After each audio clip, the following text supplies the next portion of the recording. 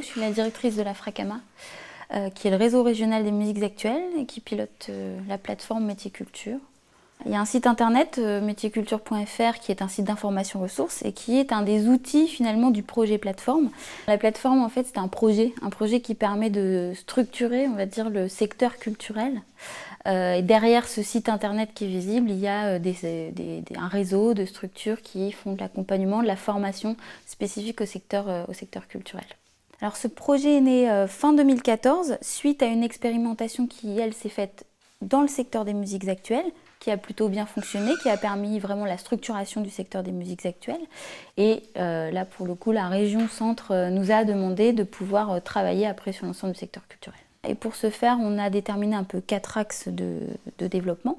Donc le premier axe, c'est tout d'abord cette concertation permanente, l'idée de mettre tout le monde autour de la table, donc les acteurs de la formation, les acteurs de l'accompagnement, pour qu'ils puissent travailler ensemble et faire ressortir les besoins ensemble, et ensuite produire des formations et de l'accompagnement ensemble. Le deuxième axe, lui, tourne plutôt autour de l'observation et de la ressource. Donc là, on y trouve le fameux site internet Métiers Culture, mais pas que, puisqu'on a aussi un petit peu d'observation. Donc on fait des travaux autour d'enquêtes ou d'études qui permettent aussi de faire ressortir les besoins en termes de formation, mais aussi les problématiques liées à l'emploi.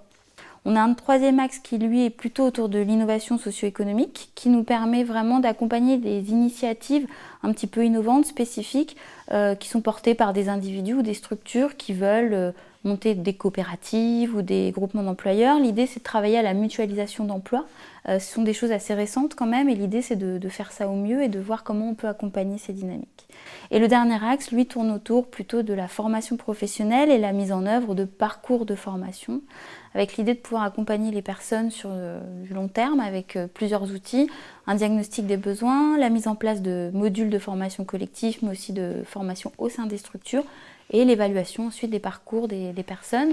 Et tous ces parcours ont pu se mettre en place grâce au dispositif PCP, qui est le dispositif de pacte de continuité professionnelle porté par la région Centre-Val de Loire, qui permet le financement d'actions de formation, de coûts pédagogiques, en complément des financements habituels que les entreprises connaissent très bien.